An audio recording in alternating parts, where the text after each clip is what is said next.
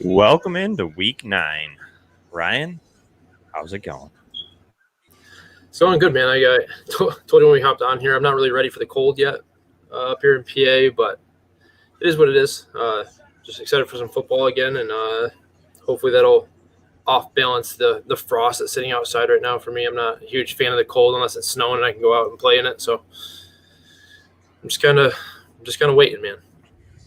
Yeah, the cold kind of is always a damper in the world. It always just, snow. It's not that fun.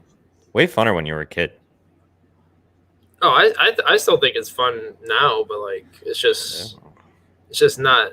The cold's just not fun. I just hate being cold. I hate when my hands get cold. I'm just not a fan of it. I just don't like it. Fair. Nobody likes the cold.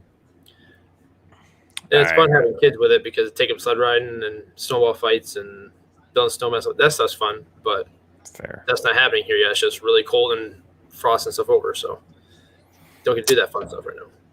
Fair. All right, Ryan. Adrian Peterson. I'm just going to hit you right off the bat. What's up? What should we expect? Facing the Rams, is he a startable candidate this week? I mean, obviously, if you have injuries, and that's all you have. But what should we expect from him if we start him? I think you're looking at it as more like a flex play.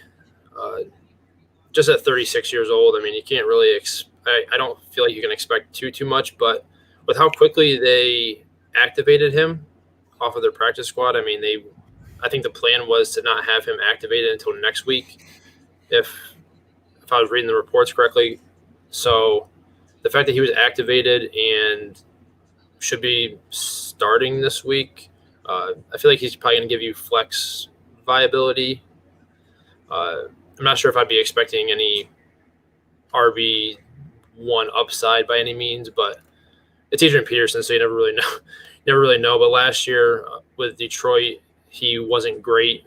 I don't think he had a game where he averaged more than 4 yards a carry. So, and if he did, it wasn't very many. So I wouldn't be expecting a whole lot, but he should see a decent amount of volume.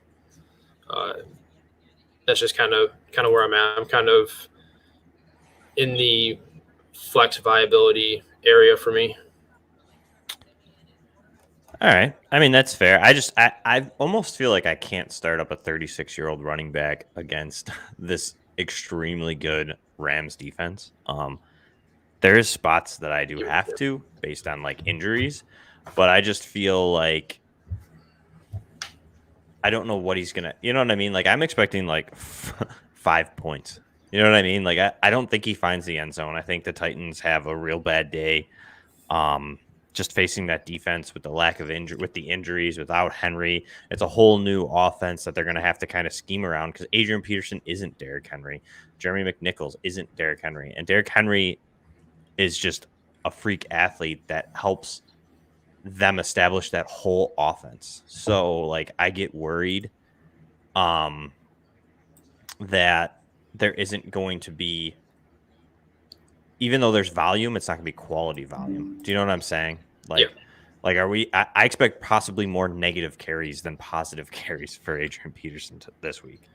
I just feel really, I don't know, very on fence with him. You know what I mean? There's spots that I have him, and I've been asked this question a couple of times this morning too. Is like, just like, is he even startable? You know, like I'm torn. Do you know what I mean? Do you want to see it first, or do we want to just say, okay, they just have a great run offense, and that's why Derrick Henry is so good? Or is it because Derrick Henry's so good, they have a great run offense? Do you know what I'm saying? Yeah, the thing is that the Rams have been really inconsistent against the run. So even though they're a tough matchup, they have been pretty inconsistent. And like I said, the fact that they activated him so quickly makes me think that he looks really good. He's been off for obviously quite a while. He hasn't been on a team since the end of last season. So you never know. He might have some fresh legs, and he might come out and be a little bit better.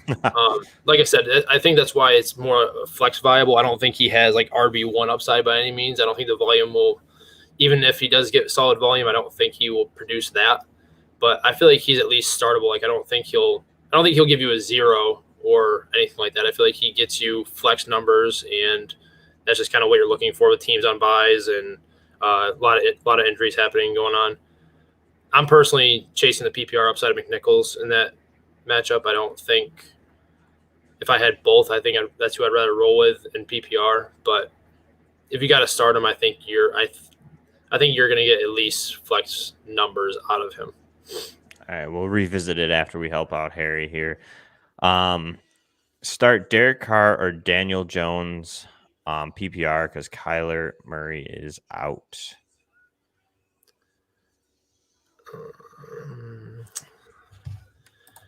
Can't remember who Las Vegas is playing off the top of my head. They get the Giants. Actually, they play each other, so. Mm-hmm. This is definitely interesting because Derek Carr has been really good all year. Has been very good. Daniel Jones has been actually pretty decent as far as a fantasy quarterback goes. Both teams are going to be missing wide receivers for different reasons. But I'm going to both have decent size. I'm honestly going to take Derek Carr. I think he's a little bit more consistent as far as a quarterback goes. He gives you less rushing upside than Daniel Jones, but the Raiders have like a fully good secondary. Where I feel like the Giants have Bradbury, and then after that, their NFL corners. They're just not as good. So I feel like Derek Carr might have a better day overall through the air, especially if Waller plays. Even if he doesn't, Foster Moreau is a good fill-in. And they still have Bryan Edwards, and they have Zay Jones, who's kind of been a quote-unquote bust, but he's still been decent this year. So I'm going to take Daniel Jones in this, Derek Carr in this instance over Daniel Jones, I think, this week. I think he's going to have a little bit easier of a matchup, even though they're playing each other. Yeah. See, Daniel Jones' rushing upside is what always tricks me a little bit because he always has that ability to get you 3 or 4 points just on the ground, plus a touchdown every now and again. And he's going to have Kadarius Toney in this one. He's going to have Kenny Golladay in this one. Evan Ingram's still there. Drops. Yeah, I mean, it's not like it's been pretty for those guys, but he still has decent playmakers. I think I'm going to go Daniel Jones here, just because, like I said, I like the rushing upside. I like the floor that can present for you. I feel like the Raiders are probably going to come out and be pretty inspired to play football, though, to be honest with you. So this game could be a little bit lower scoring, but I think they might lean a little bit more on Jacobs in this one. So I'm gonna go Daniel Jones. All right. So it's a split, Harry. Sorry, I can't help you there. Go with what you wish, but let's see if we can help them here.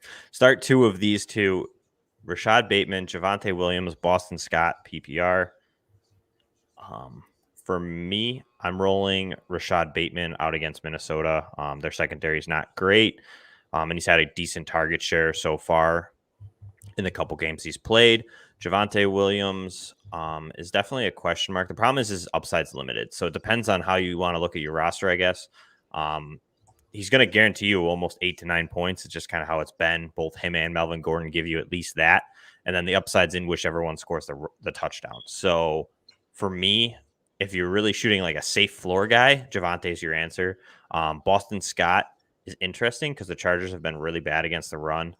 And I could see Boston Scott getting most of the usage like he did last week. So I'm probably going to roll Bateman and Boston Scott here. If you're shooting the upside side of it, Harry. If you want the safer floor, I'd probably play Javonte. How about you, Ryan? Yeah, I agree. Bateman's the one guy that I'm for sure starting in this group. Minnesota's secondary is not very good at all. And Bateman's provided a pretty consistent floor since he came back. He's seen 6 targets back-to-back games in his first 2 games back. They're coming off the bye week, and they just got embarrassed by Cincinnati before their bye week. So I feel like they're going to come out and look to – they're going to play angry this week, I think. I think Bateman's a very solid start. He also played college in Minnesota, so homecoming. Yeah, Half kind of a like a homecoming. homecoming game. Yeah, that's a good point. I didn't really think about that. But Just saying. for Javonte and Boston Scott, I personally have this dilemma in a couple leagues that I was able to get Boston Scott in. The Chargers are really, really bad against running backs. But the problem is that you don't really know how they're going to be utilized. I feel like Boston Scott's probably the safest of the three running backs, just because he's the most balanced of the three that they seem to want to get involved. But Javonte has been so efficient with his touches, and going against Dallas, I wouldn't be surprised if Denver leans on the running game a little bit to try to off balance that offense, try to keep the Dallas offense off the field. So that one's really tough for me. I think I'm going to go with the safer. I think I'm going to go the safer route with guaranteed touches and go Javonte, because I just don't. Like I said, I feel like Boston Scott's the safer of the three backs in Philly, but I just don't know how they're going to utilize those backs. So I would personally go with the safer, more consistent opportunity share, and that's Javonte. All right. I can agree with that. Like I said, if you want that safe floor, Javonte's the guy. I just feel like Boston Scott gives you more upside, because I just don't see Javonte scoring 2-3 touchdowns where Boston Scott might be able to, as we saw last week. So, but I get it. We don't really know the Philadelphia usage. Back to his Carr and Jones question: who has the higher floor? I'd probably say Daniel Jones, like Ryan had alluded to. He gives you at least rushing upside. Derek Carr doesn't really run often, so probably Daniel Jones in that aspect. He could see a rushing touchdown or so, maybe. I don't know. You know what I mean? I feel like Jones probably is the safer floor. What'd you say, Ryan? I honestly, yes, but no at the same time. Like Daniel Jones does have 2 games where he's got single-digit points. Derek Carr scored 20, and I think all but 2. So Carr might have the safer floor, but I just like Daniel Jones' rushing upside. Yeah, I mean, I still like Derek Carr in this situation. I think you're fine starting either one, to be honest with you. I really don't think you're going to hurt yourself starting one or the other, to be honest. I don't think it's going to be a game or a week-breaking decision if you start one or the other, to be honest with you. I'm just leaning Jones just because I feel like he has a chance to run in for a score. And I just love Derek Carr, so there. That's fine. Sorry. Hopkins looks to be out, so should I flex Kittle, Emmanuel Sanders, or Gordon in PPR? TS. I'm kind of staying away from Kittle at the moment. Not that he's not going to be good. I mean, he could come out and have a really good game, but still coming off injury. We saw him come off an injury before. It was a little early, and he missed part of the rest of the game. But I'm going to stay away from Kittle for a week.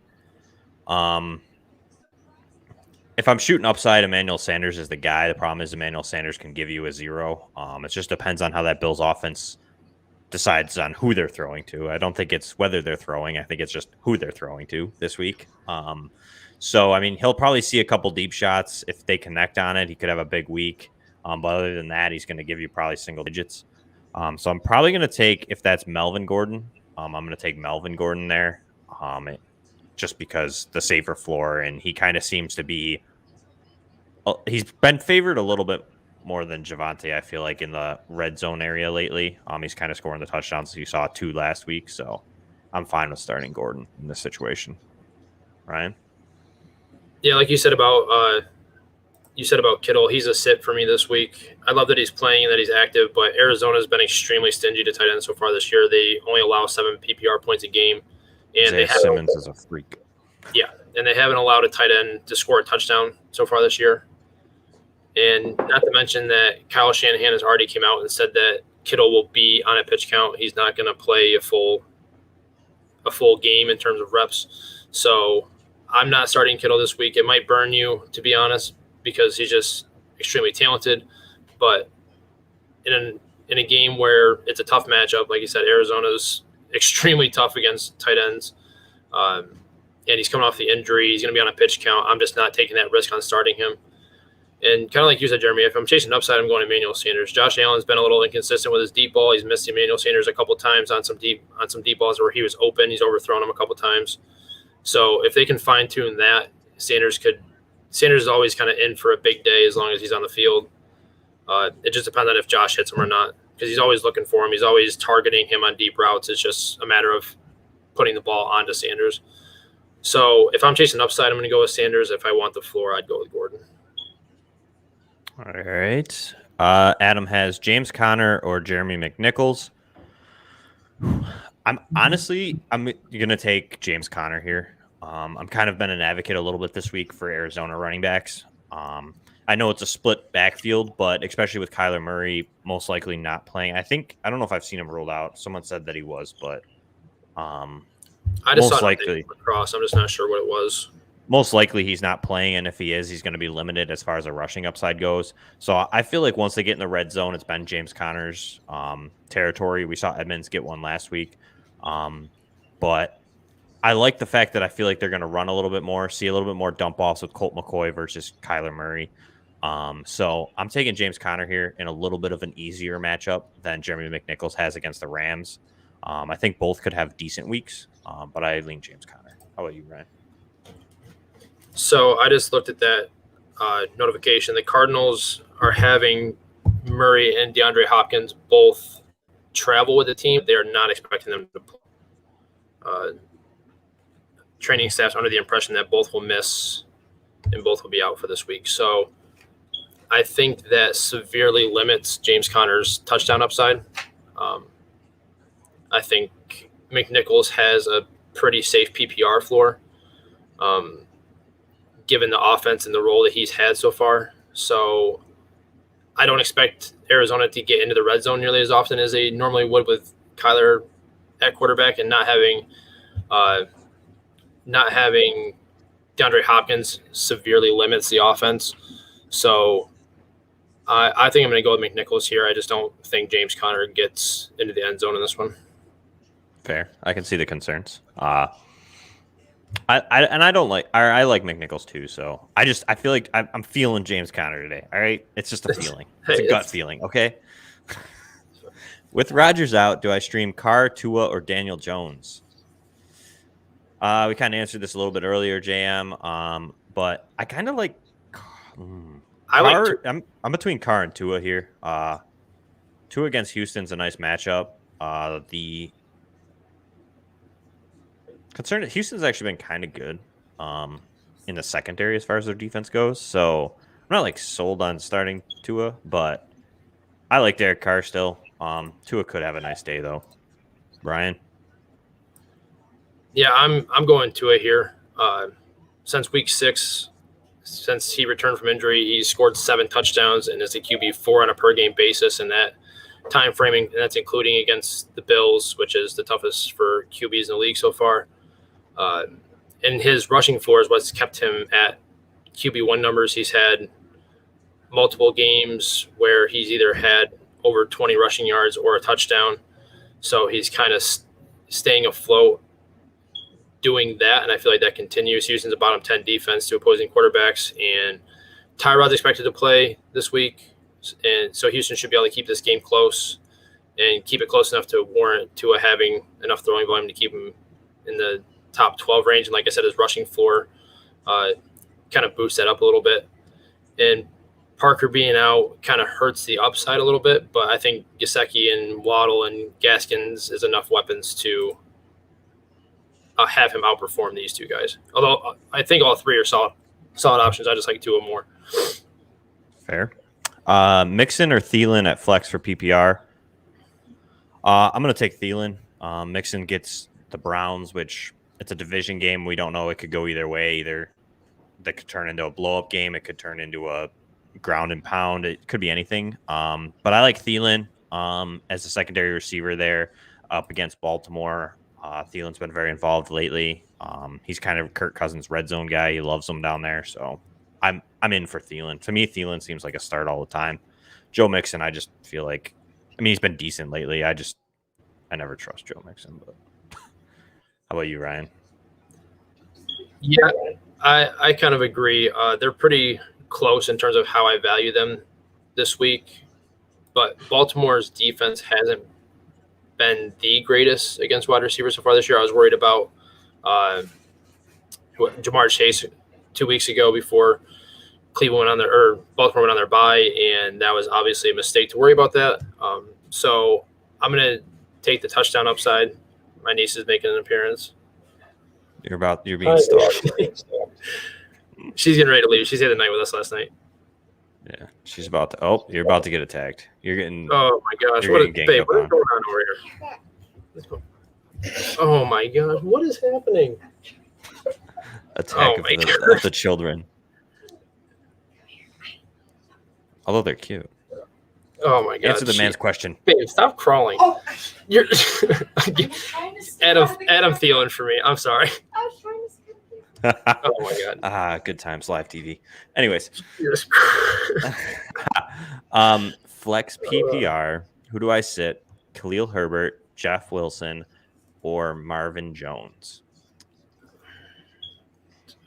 I actually do have a question that I should know, and I shouldn't be asking you. Is David Montgomery active?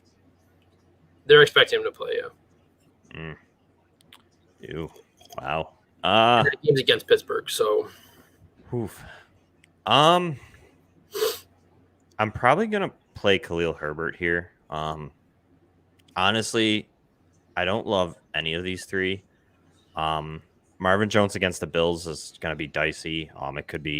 It's a coin flip there. Could have a big game. Most likely though, it's gonna lean towards not having a big game.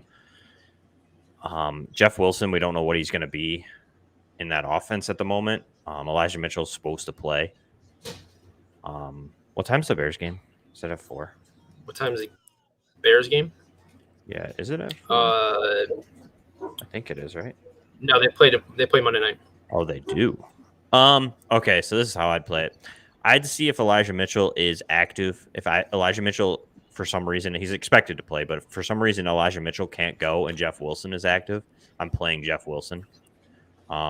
If all are healthy and David Montgomery does play, and Elijah Mitchell plays, I'll probably go Khalil Herbert just because of what he's done lately. I know it's a tough matchup in Pittsburgh, but I just don't know what Jeff Wilson's going to be, what his involvement will be coming back off that injury if Elijah Mitchell is healthy. Do you know what I'm saying? So that's yeah. Yeah, see, for me it's tough because I do like Jeff Wilson, to be honest with you, especially this week, just because of the injury to Elijah Mitchell. They did say that he's likely to be on a pitch count as well. If he does play, they're not sure if he's even going to finish the game. But I feel like the passing volume that Jacksonville might be forced into with Marvin Jones might be the start for me, just because the matchup with Pittsburgh isn't great. David Montgomery should be back. We're not quite sure what Herbert's going to see in terms of a workload with Montgomery back. So I would probably chase the volume with Marvin Jones, but Jeff Wilson's a deeper sleeper for me this week just because of what he did when he was healthy last year. Yeah. To end the year last year, he saw an average of 18 opportunities per game after the Week 11 bye last year. So they clearly trust Wilson, which is more than can be said about Trey Sermon apparently. So if we see some backs come out with a healthy scratch, like you see Cannon or some of those other lower the depth chart guys be inactive, I would expect Wilson to be active and be involved. So I would just kind of play it by ear. I figured, like I said, I would probably chase the floor with Marvin Jones because I feel like they're going to have to throw a ton. But Jeff Wilson is a guy that I'm keeping an eye on for this week. I had him in a couple leagues as a deep stash. So I'd go Marvin, but Jeff Wilson is on my radar for this week if they have some guys be sitting. Yeah, I think it's definitely tough because Marvin Jones does give you what seems like a safe floor. I just really think that Trevor Lawrence might struggle really hard against this Bills defense, especially with the pass rush. Their offensive line hasn't been great in Jacksonville, so it's tough because it seems like a safe floor, and he's probably the safest role of these three. Like, his role will be cemented. We know what he's going to have and what it's going to be, but I just don't know if the production will be there. Where I feel like if, like you said, if Jeff Wilson's in and he's active, both him and Elijah Mitchell will be on a pitch count. It'll be kind of like a normal San Francisco game where it's rotated running backs. But I worry, like, what's he going to look like? Is he going to be as explosive as he was coming off a knee injury? And then Khalil Herbert just seems like we kind of know what he is. But it is a tough matchup, and we don't know what David Montgomery step in and be the lead guy again, and Khalil Herbert kind of gets forgot about. So that's tough. But I still feel like I lean Wilson if he's active, and then I would roll to Herbert is how I'd play. Because if you start Marvin Jones, you're out because they're a 1:00 game. You can't start either of the other two. And I like Jeff Wilson over Marvin Jones if Jeff Wilson plays. So that's how I'm going to roll it. Is I would plan on playing Wilson if he ends up being inactive or there's way more running backs active, then I would maybe switch to Herbert. As far as Tommy Sweeney goes, I'm out on Tommy Sweeney. I think that he's not Dawson Knox. He's not as good of a receiver, and it's just the Bills are going to pivot. They pivot to Cole Beasley. You saw it last week. So for me, unless you're really desperate, I'm not starting Tommy Sweeney. Gaskins, Mitchell, Wilson, full PPR. So this is fairly similar to the other one. I'm probably rolling with Myles Gaskin here. I just feel like he has a little bit of a safer role this week, not coming off an injury like the other two. And he's got a good matchup in Houston, like Ryan alluded to. I think the game's a little closer this week for them with Tyrod Taylor under center. So I feel like he's going to see a nice, safe PPR floor. He kind of has that receiving upside as well as a little bit of rush. How about you, Ryan? Yeah, I agree. I think Gaskin probably has the safest opportunity floor. Like we said, I think they said Mitchell's not even guaranteed to finish this game out, and Wilson's coming off the injury. So, in a good matchup with Houston, I would start Gaskin there. I agree. I think he has a similar upside too, so that's why I like it too. You know what I mean? He could see 2 or 3 touchdowns as well as the other guys. So full PPR, Debo or Mike Williams. I know the Chargers have been meh, and I saw a stat this week that was really interesting. Mike Williams, in the weeks that he was very productive in the beginning of the season, his average depth of target was only 9 yards, and since has been 15. Hence the drop off in overall PPR scoring. But it's tough. I'm going to take Mike Williams just because of Debo's injury concern. There's definitely a chance that if Debo plays, he could re-aggravate that and miss most of the game. So I'm going to take the guy that doesn't have any injury concern and has proven that he can be a big target and score a lot of PPR points. So I'm going to take Mike Williams. I know it's been a rough sledding lately, but I just like what Mike Williams gives you versus Debo on the basis of the injury front. How about you, Ryan? Yes, see, this one's tough. Debo's had the end on been the same the last couple of weeks, and the Eagles matchup is not easy. They've actually been pretty tough in terms of wide receiver production so far this year. Wouldn't be surprised if Darius Slay shadows Mike Williams. So I feel like, though, if anything, Slay's going to shadow Keenan Allen. Do you know what I mean? Like, I know Mike Williams had a good couple weeks but Keenan Allen's the better receiver. Let's be real. You know what I mean? Like he really is the better of the two, I think, personally, as a well-rounded receiver. And I feel like, if anything, Slay's going to cover Keenan Allen versus Mike Williams. I mean, or do you really think Slay stays out with him? See, I think they want to take away that big playability of Mike Williams, and teams have been effective doing that. Like the Chargers haven't been winning as many games with them being able to have Mike Williams taken away. So I wouldn't be surprised if that's how they go, is to take Mike Williams away and let Keenan Allen just kind of nickel and dime down the field. Mm-hmm. Yeah, more the bend don't break kind of role. Yeah, kind of something similar to that. I also expect a big Austin Eckler game. I feel like he's going to see a ton of targets. So I'm kind of worried about Mike Williams there. But the Debo injury is concerning for sure. I know a lot of people are high on Brandon Ayuk this week because they weren't sure if Debo was going to be able to go. So, I just feel like the Debo injury is worse than we think. Like, even if he plays, like all week, what I saw was like Debo was not going to play, and now all of a sudden it's like he miraculously healed and he is going to possibly play. So, like, for me, I feel like the injury is worse than we think, and I don't want the risk of him going out there that first series, taking the right hit, and he's out the rest of the game, and I get a 0 or 1 point or 6 points from that reception. You know what I mean? Like Right. the upside, like I love Debo. I think that if this was no injury, it's easily Debo. But I'm just worried about that injury and Debo could make it through the whole game and have a huge game and make me look dumb for thinking that. But I just worry, like I worry about that part of it. That's the only reason that I'm taking Mike, is that I just know that there's no injury concern at the moment with him, you know. Yeah. So while you were talking, I feel like this is how I decided I'm going to take this. They both have similar upside to me, just because of what we've seen from Mike Williams so far. But the risk of Debo re-aggravating it isn't worth benching the upside that's Mike Williams. Mm-hmm. So I would go with Mike Williams. That's just kind of how I would play the situation. Because like you said, he could very well tweak it pregame. He could tweak it first snap of the series where he gets his first hit. So I don't want to bench the upside for similar upside, but much higher risk in terms of re-aggravation of injury. I agree. Nick's got pick one: Elijah Mitchell, Jerry, Judy, or Tony full PPR. Man, this is tough. I really want to take Jerry Judy. I envision him getting the second corner, not Trayvon Diggs. I think Diggs covers Sutton, which would make it maybe Bridgewater a little bit less leery of throwing that way. But Bridgewater's also not looked great lately. So, and then Tony hasn't really been overly impressive to me lately. He had that one real big game, and he's just been. The tough thing is he hasn't been able to stay healthy in a game.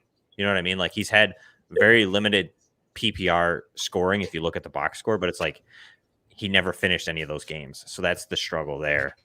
I think I lead Judy here. How about you, Ryan?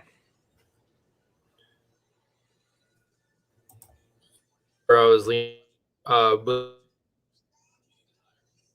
some of Tony, and after that big 13 target game that he hasn't seen double-digit target. Like it's you're breaking up on us here. Just kind of with going back, it's kind of touchy. I would start Judy that's where I'd be going. So Jerry Judy, that's an easy one, Nick. We both agreed for once. Connor Mullen has Higgins, Ayuk, Gainwell, or James Conner. Pick one. Man.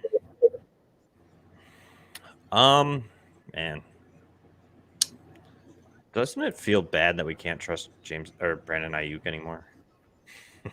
Not that I ever really was, but yeah, I really want to be able to pick Brandon Ayuk here, but I'm really just can't personally. T. Higgins, I'm going with T. Higgins here. I think his floor is pretty safe. We've seen it. He's been getting 10 to 12 PPR points weekly. He doesn't give you a huge upside, but he's just really safe, especially in an offense that's expected to throw a lot. I know they have a tough matchup in Cleveland, but I think that they get it done. And Joe Burrow can definitely spread the ball and get it to T. Higgins still. So I'm in on T. Higgins. Especially, too, because, like, Gainwell's usage last week was meh, and we don't know what he's going to have. Brandon Ayuk's the same way. If Debo went down during the game, I'd expect Ayuk to see more targets, but if we don't know what that usage is going to be. And James Conner, like Ryan, you alluded to earlier, in this situation, I feel like there's a possibility that if Colt McCoy's playing that they aren't as good as they could be. So I just feel like T. Higgins is safer. I think Conner has a decent upside this week, but I like T. Higgins with the safety. The upside matches Conner's as well as he has a safer floor to me. So how about you? Yeah, I think I'm going to go with Higgins too. I feel like he is definitely the safest of these four right here for me. With Kittle coming back and Debo likely being active, I just don't know if Ayuk can get the volume needed to produce without an injury to one of those guys. And Cleveland's front is tough, but their secondary has been giving up a decent amount of points. They're still a bottom half of the league in terms of wide receiver production. So I'm going to go with T. Higgins in an offense that's been really, really clicking on all cylinders. I know they lost to the Jets last week, but their offense still didn't look terrible. They still put up a decent amount of points, so I'm going to go with the upside of Higgins. I agree. And a lot of the Browns' defense is also questionable, so we'll see how that goes. Should I start A.J. Brown, Chase Claypool, or McNichols in my flex spot? I feel like it's got to be A.J. Brown. I know he's kind of dealing with a little bit of a knee injury that popped up, but his upside's just too big. I know the offense might look a little bit different against the Rams and with Jalen Ramsey. But I just feel like his upside's too good to sit him. He definitely could have a bad game, considering they probably won't have as good of a play action. But I feel like his upside's too good to sit. How about you, Ryan? Having it be the Sunday night game, it's a little bit more difficult to gauge because if the injury holds him out, which I'm not sure, I haven't heard anything on if it's going to hold him out or not. It's a little concerning, so I would try to have some sort of backup plan there, whether it be a guy like Van Jefferson or something like that. McNichols. Yeah, or even McNichols, yeah, I guess. Yeah. But I don't know if I would start McNichols over Claypool. So, A.J. Brown against Jalen Ramsey, it's a tough matchup. He's guaranteed to shadow him. And without the threat of Derrick Henry back there, I'm not sure if they're going to be able to – I don't know if they're going to have as open of a secondary as they normally would because they had to have so many people – in the box to try to stop Derrick Henry. So, I mean, if you're willing to take the risk on A.J. Brown because his upside is massive. But if it's something that you don't want to take the risk on, I would start Claypool. I feel like, I don't know. I think A.J. Brown's just a better receiver, and I think he's going to have that. I'm not for sitting my studs. I mean, Claypool, you could argue, could kind of be a stud in fantasy football, but I like A.J. Brown this week. I just feel like he's not going to – I know Jalen Ramsey's good, but he's also good. So it's like – and I feel like A.J. Brown's just A.J. Brown. We saw what he could do last week where, I mean, he can give you a 35-point week. I just feel like Claypool could, but Claypool's only ever done that in a massive touchdown game, and I just don't see him getting that with Najee Harris and all the other guys that are there. So, especially with Freiermuth, has kind of been getting a little bit more red zone targetry. Andrew has Kittle or Mike Gesicki. Gesicki. Yeah, I'm taking Gesicki here, Andrew. He's especially with Parker out, he's going to see that uptick again in targets. Good morning. Starting Zeke and Damian Harris. I'm guessing. I need one wide receiver at flex, full PPR, Bateman, Osborne, Robbie Anderson. I'm guessing Daryl Williams. Yeah. Carlos Hyde or Jordan Howard. I'm taking Bateman here. How about you, Ryan? Yeah, he needs a wide receiver and a flex, so I would go with. Oh, he needs one wide receiver. Sorry. And I think I'm going to go Daryl Williams here against the Packers. With Rodgers, that game might get out of hand. I'm not sure how Jordan Love's going to perform. So I would take the upside of Daryl Williams and in a game that they should be leading in. That's just kind of where I'm at. I'm not going to start a third or a third string wide receiver in Osborne over a guaranteed volume of Daryl Williams. I can't start Robbie Anderson anywhere.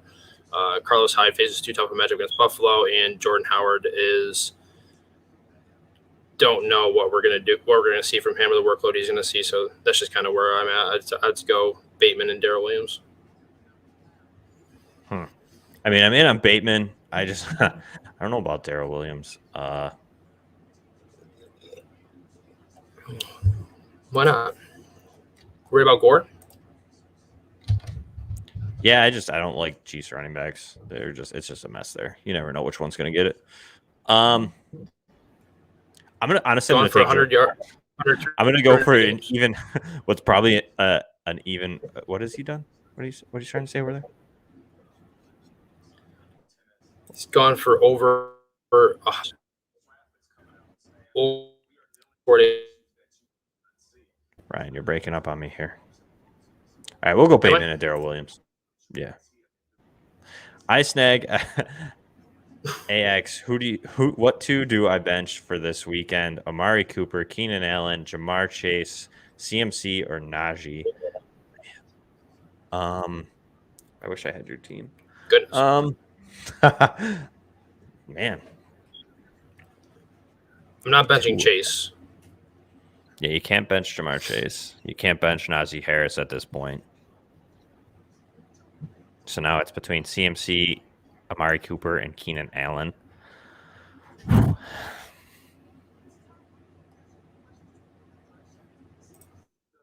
I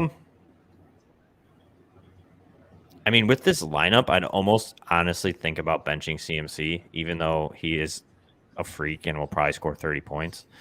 Man, I'd bench Keenan Allen and probably I'll just go Keenan Allen and Amari Cooper. I just feel like the running backs are a little safer. CMC coming off an injury is iffy, but he's just too good almost not to play. And Keenan Allen and Amari Cooper have decently tough matchups against Denver and Philly. Enough that in this situation, I'd probably bench them. How about you, Ryan? See, I'm in a predicament where I have to choose if I want to start CMC or not, and I'm kind of nervous to start him just because that re-aggravation is definitely real. It's definitely a thing that you're concerned about with CMC. We've seen it before where he's tried to rush back and he re-aggravated the same injury and he's out for the game. I think he was kind of up in the air for this one to start the week, so I'm not sure if he's going to be 100%. And they did come out and say that he's likely to be on somewhat of a pitch count. So it's tough because CMC has such a high upside. I mean, if he gets his full workload, I mean, he's a top 3 running back no matter what. I guess it depends on what you're chasing here. If you're chasing upside, you got to start CMC, and I would sit Cooper and Keenan Allen. But I just feel like CMC is such a risk for re-injury. So I'm gonna go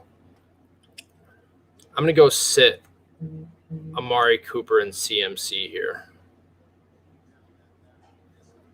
Yeah, and I don't hate that. I get that because you have the injury concern with CMC. So like I'm on that boat too. I just feel like exactly, and like that's the only reason that I would ever think about it. So I don't hate that, especially with this lineup. Like I mean, sitting 2 of these guys is a great luxury. Yeah, but if you don't trust it, if you don't trust CMC's health, I'm fine with you sitting him and sitting Keenan Allen. Or yeah, I mean, I just like that CMC, what he gives you when he's healthy. And if he is healthy now, that he's too good to sit. So, but I can see if you're worried about that, to sitting him. What's up, fellas? What's up, Brock? Tua, Carr, Tannehill, or Dimes for the Brady stream. Also, Sutton or Gaskin in flex full PPR. I like Carr. Ryan, how about you there with the quarterbacks? I still like Tua here. Okay, so we got 1 Tua, 1 Carr. I think both are good options, so whichever you prefer, Brock, I would go between those 2. And then Sutton or Gaskins in flex PPR. This is tough because Sutton has been very good lately as far as a PPR production. But and he's just so good.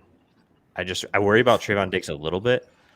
Man, how about do you have an answer, Ryan? I'm going to think about it for 1 second because I like Gaskin this week too. I'm going to go with Gaskin.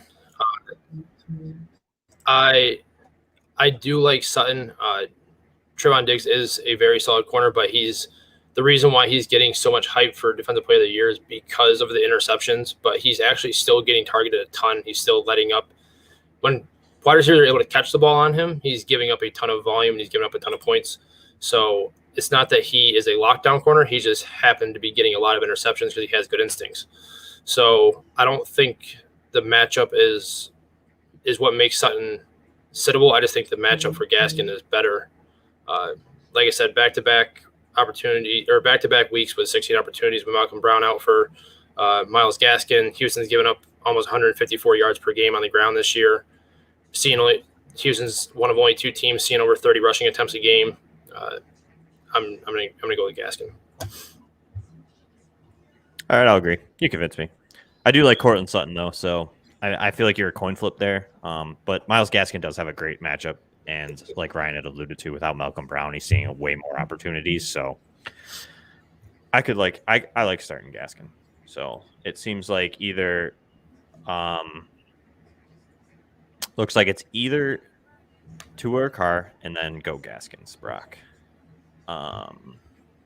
We've got Savit. I'm not even gonna try it. CMC or Hubbard. I'm gonna. If CMC is active, you got to play him over Hubbard. Yeah, for sure. If CMC is active, you got to play him, just because Hubbard could see no usage if CMC stays healthy the whole game. So I'm going to take the risk with the much better player, even though there's injury concern there. And realistically, CMC could get through 2 or 3 series and still get more PPR points than Hubbard will for the game. So yeah, I think the game he went out, he had like 12 points before he got hurt. So and that was like in 1 quarter. So yeah. So we got Kenny Galladay or Daryl Williams at flex PPR. Ugh. I'm probably gonna go Daryl Williams. Kenny Galladay hasn't been able to stay healthy. And I just worry he doesn't even finish this game. We've seen him try to come back, and it didn't go well either. Also, the Raiders are pretty good defensively. They have 2 good corners, cover corners. So I'm going to take Daryl Williams. I know it's not fancy, and I don't love Daryl Williams either as much, but I think he sees a little bit better opportunity against a weaker rushing offense in Green Bay, or rushing defense. Yeah, I'm going to go Daryl Williams here as well. I just can't trust Galladay to stay healthy, and even if he is healthy, it's not like he was getting peppered with targets as it was. So I'm going to go with Daryl Williams. My snag is another one, Cousins or Tua.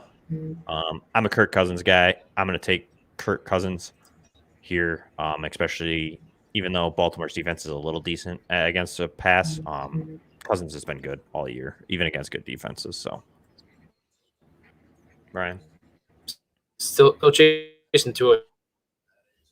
All right, man. You are on Tua today. Adam is back with Tua or Tyrod. We know where Ryan's going.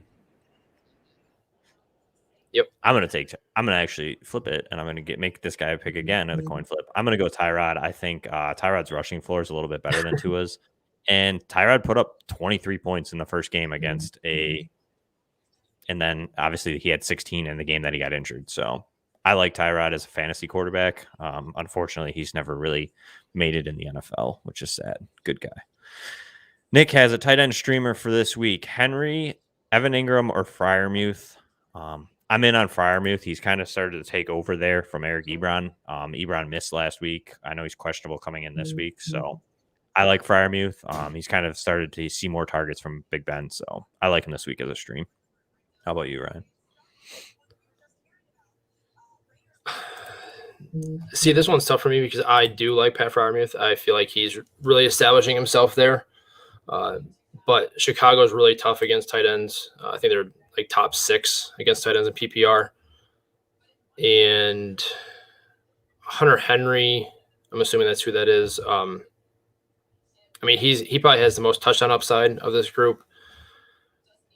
And Evan Ingram's going to see a dip in production with Galladay coming back and Tony being there. So I think I'm going to go Henry just because I feel like he has a higher touchdown upside with the matchup. Fair. I still like Freiermuth. You can't convince me on that one. Oh, no. He also has Bridgewater, Love, or Tyrod Taylor this week from Nick as well. I like Tyrod. I think, like I said, I think the rushing floor is really safe there. I don't know if he gives you as much. he probably gives you the most upside too, honestly. Jordan Love, we don't know what we're gonna get. I mean, I guess he could come out and blow us all away, but I don't anticipate that happening. So I kind of like Tyrod this week. Bridgewater's a safe play, but he is very limited on the upside there.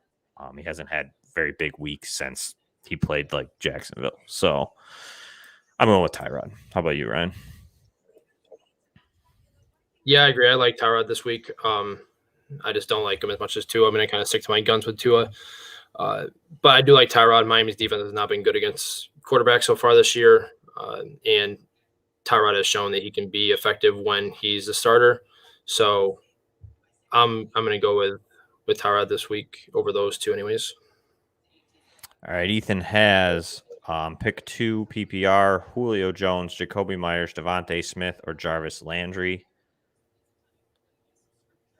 I'm going to roll Jacoby and Jarvis Landry. I think Landry gets pretty peppered for PPR upside here. Julio, I'm not ready to. He's kind of been a very big boomer bust type player this year, and I don't know if I'm ready against the Rams. It's kind of concerning. I know he's also dealing with an injury, I think, still. Devontae Smith, I can't really trust either against a Chargers secondary that's pretty good. So I'm going to take Jacoby Myers and Jarvis Landry. Yeah, how weird is that to say that you're going to start Jacoby Myers and Jarvis Landry over Julio Jones and Devontae Smith? But I agree with you here. I like Jacoby Myers this week, and I agree that Jarvis is probably going to get peppered this week against Cincinnati. So I would go those two. I'm really nervous about Devontae Smith. I have him in a couple leagues, and I am looking for alternative receivers or flex spots to fill in for him because I just don't love the matchup.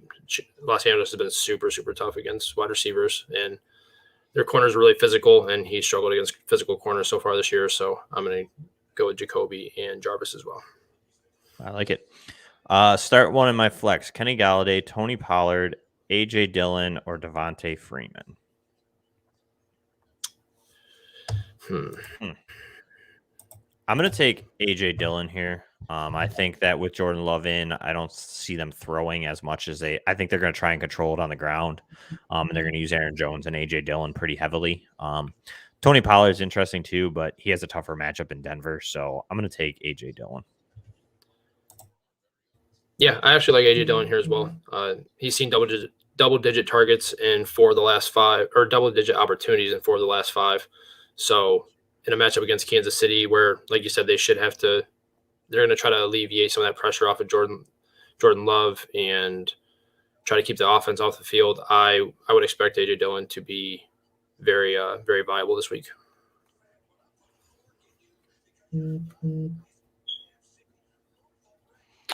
I like it. I think we already answered this for Nick. We had Ryan was Henry, and I had Freiermuth. Jonah, Mike Davis, or Adrian Peterson? Oof. Oh, man. I'm going to take Mike Davis here. I know New Orleans is good against the run as well as the Rams, but Mike Davis, we've seen he gets you 8 to 9 points lately. So, he had one bad week, but I kind of just still like Mike Davis. Seems a little safer to me. I'm just worried about Adrian Peterson and what his role is going to be. How about you, Ryan? So I don't love this, but I'm going to go with Davis as well, just because of what we saw last week with Calvin Ridley being out. Him and Cordell Patterson saw an even split in terms of carries, and Davis saw five targets. So I would expect that to continue. So he's going to give you a much higher PPR floor than Peterson is because he's not going to be catching passes out of the backfield. So even though the Saints are really tough against the run, I would lean Mike Davis there. I like it. Pick 2 for Sebastian. Higgins, Judy, or Tony, half PPR. Eileen, Higgins, and Judy. How about you, Ryan? Yeah, I'd say that. Higgins, like I said, Cleveland's kind of middle of the road against wide receivers. That offense is really explosive. Jerry Judy with a solid matchup, what should be a high-scoring game with Dallas, and Tony is just kind of been inconsistent. Has had injuries had issues staying healthy, so I would go with Higgins and Judy as well. I like it. Rondell Moore or Rashad Bateman, half PPR. Kyle, I'm going to go Bateman. I know Rondell Moore will see more opportunities with Hopkins most likely not playing, and AJ Green. Is AJ Green off COVID, or is he still out because of COVID? No, he's out. So, yeah, I mean, I get he might see more opportunities, but with Colt McCoy at quarterback, most likely I'm not totally in on that. At least Bateman still gets their normal starting quarterback in Lamar Jackson against the Minnesota team that's been weak against wide receivers. So this one's a little interesting for me because I feel like they're going to try to figure out ways to get Rondell involved quite a bit this game with having so many guys out, and just with Colt McCoy having not played in a while, I feel like they're just going to try to draw up schemes to get guys like Rondell Moore open. But I still love Rashad Bateman. And like I said earlier when we talked about him, he's seen 6 targets in his 2 games back. They're coming off the bye. So he's going to be fully healthy, ready to go now. And Vikings secondary has not been very good. I would not be surprised if Bateman scores his first touchdown in this one. So I'm going to go with Bateman. Agree. I like it. I would love to see him score his first touchdown. That would be great. So I like it. We got in flex PPR: Carlos Hyde, Darnell Mooney, Kenyon Drake, Jordan Howard, Russell Gage, Laviska Shenault. Not sure who to pick. They're all available. Gross. I know Mooney. I saw had an injury concern this week. Yeah. I'm not sure exactly what the extent is at this point. I'm probably taking Kenyon Drake here. I feel like he has the most upside. I know Jacobs is healthy, but I feel like Drake just seems like the safest / most upside here. Laviska against the Bills, I don't love.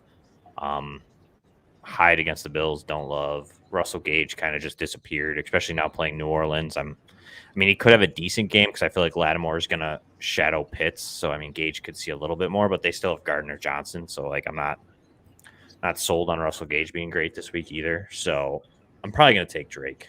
How about you, Ryan? See, this one's tough for me because normally I would probably lean Mooney here just because of how much he's targeted by Justin Fields. But having the groin injury pop up on a Friday is not great. I don't know. I didn't see anything about what he did yesterday in terms of practice-wise or walkthroughs or anything like that. But just from what I've seen, I didn't see anything other than Friday. He was limited with a groin injury that popped up. So we know that groin injuries are very tricky. Not really sure if he's going to get a full workload in. Carlos Hyde and Shenault, I'm nervous about, especially Shenault. That Buffalo defense, that Buffalo game is going to be really tough for them. Jordan Howard, not really sure what you're going to get out of him. I trusted Russell Gage last week. I started him as Scott Fishbowl and got burned because he got me 0 points. So I'm going to go with Kenny Drake. I agree with you, Jeremy. I feel like he probably has the safest PPR floor. So that's where I would go. I like it. So I snagged back. He says, if I'm sitting one CMC, Cooper, or Allen. So if he's sitting one of these 3. I really don't want to sit any of them, to be honest with you, man. I lean Keenan Allen. I just think Philadelphia's pass defense is a little bit better than Denver's. So, and he also, I was going to say, he also already had Jonathan Taylor play, so I'm sure he's in a very good position. Okay. So knowing that, I'm sitting CMC. You already have the big game from Jonathan Taylor. I would not take the risk of CMC getting hurt or being on a pitch count for this week, and I would start the 2 upside guys with Cooper and Allen. That's just how I would do it. Knowing that you have Jonathan Taylor already locked in with 45 plus points or whatever the case may be for your league, that's where I would go. Is I would sit CMC and not take the risk and wait till next week to start him. Yeah, I like that. I'll agree with that. So there you go. I snag, sit CMC, and start Cooper and Allen because you have already basically probably won your week with Jonathan Taylor getting you like 90 million points. Spy Coffee, Kirk Cousins or Jordan Love? I like the safety of Kirk Cousins. We kind of know what he's going to give you. So I'm going to stay there. How about you, Ryan?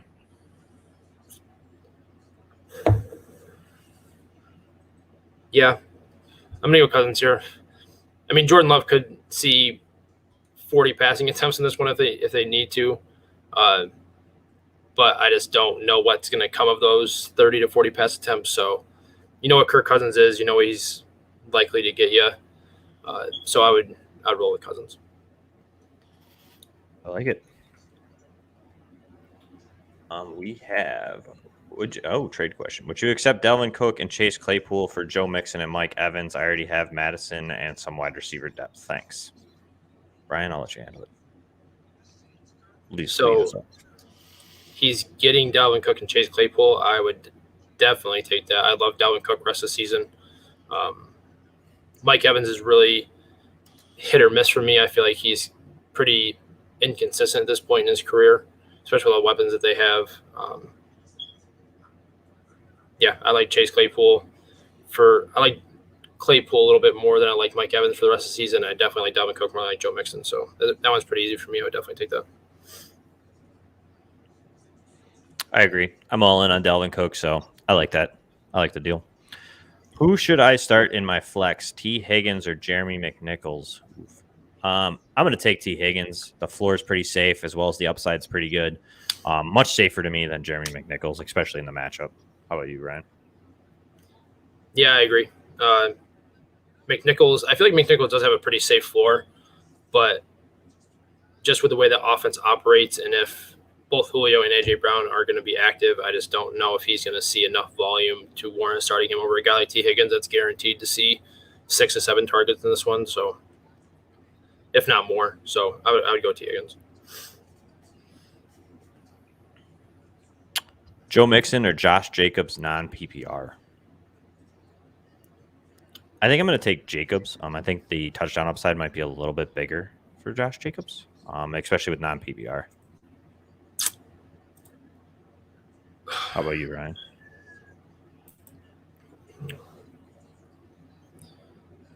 See that this one's tough because Jacobs seems to need the touchdown upside to be viable at this point. Like I feel like he just hasn't really had those big non-touchdown scoring weeks. But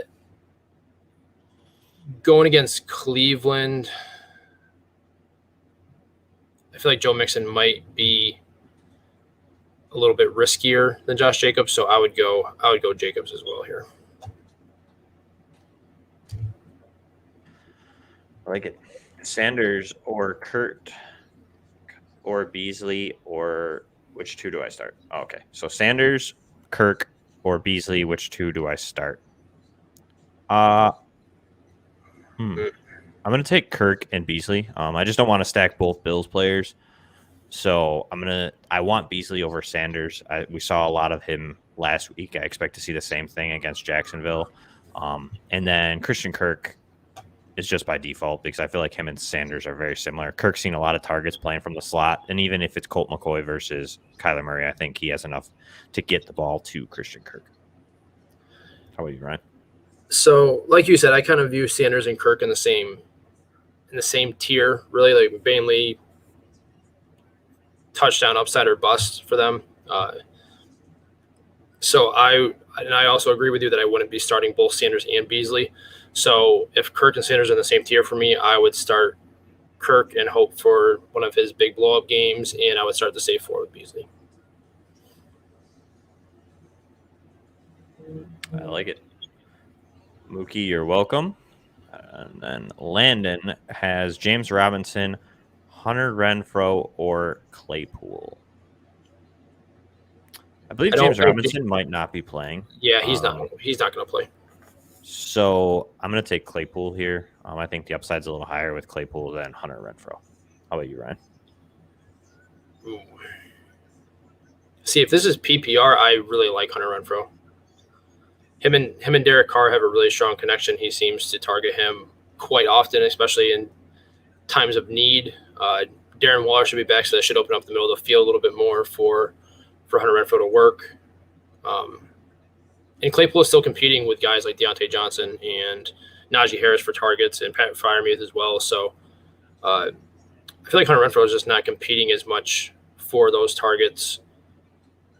So I like the upside of Claypool. I feel like he could have the highest. He has the highest ceiling of this group, especially because James Robinson isn't playing. But I really like the floor of Renfrow. I think it's weird to sit Renfrow or Claypool for Renfrow, but if you like Derek Carr this week, you kind of have to like Hunter Renfrow as well. It's not true. It's not true. Don't tell me what I have to do, Ryan. 12 team, full PPR. Choose 1 out of 3 for flex. Cole Beasley, Rashad Bateman, AJ Dillon. Oof. Bateman for me. Yeah. Yeah, I'll take Bateman. It's between me. It's Bateman and Beasley in full PPR, Bruce. But so I guess flip it between those two, whoever you like the best there. Both have good matchups. Both have, you could say, crowded wide receiver rooms. So I think I lean Bateman. I just like him a lot this week. But Cole Beasley's right there for me too. Tua news. Oh, Tua's not starting today. What? Jacoby Brissett will be the starting quarterback for the Dolphins. What the? Yeah, hey. Where's that at? NFL Talk tweeted it 1 minute ago. I have not seen anything come across here. Start Claypool or Jerry Judy today. I'm going to take Jerry Judy here, Eson. I kind of like him as a secondary option for Bridgewater in case Sutton does kind of get locked down. So I like him. How about you, Ryan? I don't know. I just got the notification. Tua's got a small fracture in the middle finger of his throwing hand that has not recovered enough to allow him to start. How did he? What? I didn't even know that was a thing. I didn't even know he was at risk of missing this game. Listen, I don't even remember seeing him questionable. Yeah. That throws a huge wrench in a lot of things that I have done for my lineup so far. Wow. To be honest, Brissett, though, to me, doesn't really hurt the playmakers that are there. Do you know what I'm saying? I think it boosts Gesicki a little bit. Yeah, Gesicki was already going to be up there, and then Gaskins, too, to me, just seems like more of a locked up. Yeah. Yeah, I agree. Tua's been kind of – it hurts not being able to stay healthy. I mean, it's tough, but – all right, do you think I keep McCaffrey knowing I have Harris and Taylor, or trade McCaffrey and try and get back Cooper Kupp? I'd hold on to McCaffrey. I think that you can play him in a flex, and you can just play 3 running backs. Running backs tend to be safer. I mean, Cooper Kupp's been pretty safe so far, but I still like McCaffrey better than Cooper Kupp when McCaffrey's fully healthy. How about you, Ryan? Yeah, I agree. I still don't see Cooper Kupp's start to be sustainable. Like I just don't see that happening. I think I saw a stat that he's like the first receiver ever to have like 800 plus yards and 10 plus touchdowns in 8 games or 9 games, something like that. I just don't see that being sustainable. He's super talented. Like, I'm not doubting that whatsoever. I think he's plenty talented enough to do that. I just don't see it being sustained. And CMC is debatably the most overpowered fantasy player in football if he's healthy. So I would keep McCaffrey there. Breck has Woods, Waddle, DJ Moore, pick 2 PPR. What the good news, I'm going Woods and DJ Moore. Yeah, I like Woods and DJ Moore as well. DJ Moore's been seeing a good amount of targets. So, do you like Sutton for the what? Was the game that Waddle had 13 targets? Was that the game that Jacoby started? Was that one of the games that Jacoby played? I'm not. He's got 2 games with 13 targets, and I think, yeah, week 3 he had 12 catches on 13 targets, but he only had 58 yards. So, yeah, I still like Woods and or DJ Moore. Yeah. Sutton for the rest of the season with Judy back, or would you try to trade him away? If so, what level player? I still like Cortland Sutton there. Cortland Sutton's kind of proven that he's just really good at football and came back well from that injury. So I'm not too worried. We've seen many offenses have two viable wide receivers. So I still like Cortland Sutton the rest of the season. How about you, Ryan? Yeah, I mean, I like Sutton, but you're always looking to see what you can get for a guy. I wouldn't be afraid to place him on the trade block and see what exactly you get in return. Because somebody might really value Sutton. Somebody might think that he's worth going and getting. He's super talented, but like I said, anybody's movable at a price. So if you can get a high-end wide receiver 2 or a lower-end wide receiver 2 and a running back depth piece or something like that, I would be willing to do something like that for him. It just depends on what you're willing to get or what you're able to get. Mark Ingram or A.J. Dillon, Ruxy has. A.J. Dillon for me. Yeah, I agree. He's seen a nice uptick in opportunity share. Mark Ingram, I think, could have a decent day, but especially against Atlanta. But I like A.J. Dillon. He has a good matchup, and he's just been more reliably used on the last couple of weeks. And especially with Jordan Love, I think they might lean on the running backs a touch more. Bruce, you are welcome. Ruxy has, what do I do to replace Tua?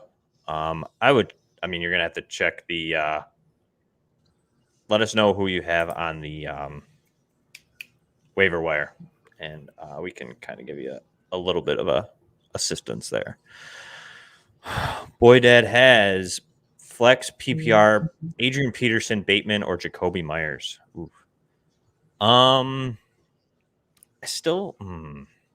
Jacoby Myers is so safe. I'm going to take Bateman. I like the upside. I'm going to chase it a little bit here with Bateman this week. He's just seen at least 6 targets the last couple of weeks, so he's pretty safe.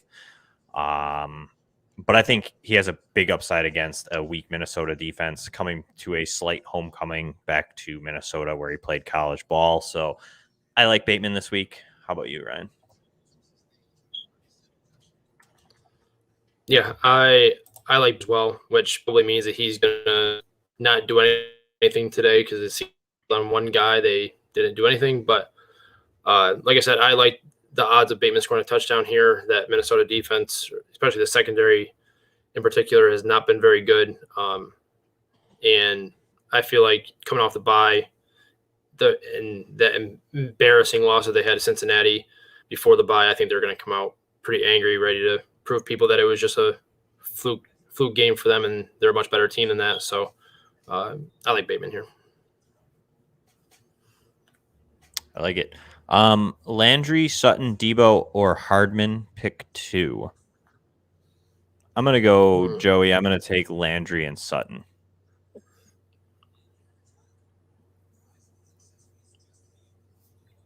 How about you, Ryan?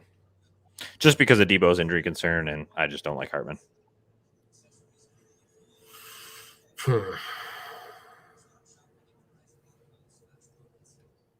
Yeah, with it being PPR, I would lean that way. Like I said, I know Sutton's going to be seeing a lot of Trayvon Diggs, but like I said before, it's not that he's a lockdown corner because he's given up a lot of stats when he does allow a reception. So as long as Teddy Bridgewater can get Sutton the ball, I feel like he should have a pretty solid day. Teams haven't been shying away from Diggs. He's just having good instincts and picking the ball off every game. So I think he's still going to get targeted. So I would go with Sutton and Landry as well. Tony, Waddle, or Javonte Smith was full go on Waddle before Tua was out. So, Ryan, you said that in a game that Brissett started, Waddle still had 13 targets, you're saying? Yeah, in week 3. So, I mean, I don't know if Brissett really hurts Waddle as much as we think. Waddle's average depth of target is probably pretty low, I would think. Yep. And that's kind of where Brissett loves to throw. He doesn't necessarily hold on to the ball all that often. So I still think I'm a full go with Waddle here in this situation. Devontae Smith against the Chargers is concerning. And Kadarius Toney hasn't been able to stay healthy recently. He just kind of keeps getting hurt in weird ways. So I'm just going to take Waddle here. I still think that even with Brissett, the upside's still there with Jalen Waddle, just because he can take a 1-yard pass for 90 yards. So, yeah, I agree. I'm still going to attack that matchup with Houston for Miami. So I'm still going to roll with Waddle there. Matt has Jacoby Brissett, Colt McCoy, or Daniel Jones to stream. Daniel Jones for me. Yeah, that one's pretty easy. Colt McCoy's got no DeAndre Hopkins, no AJ Green, and Jacoby Brissett just doesn't have the upside that Daniel Jones possesses. So I'll go to Daniel Jones. If Beasley doesn't play, Jacoby Myers, McNichols, or Bateman, and if Beasley does play, is he a lock from Matt? I believe Beasley's supposed to play. I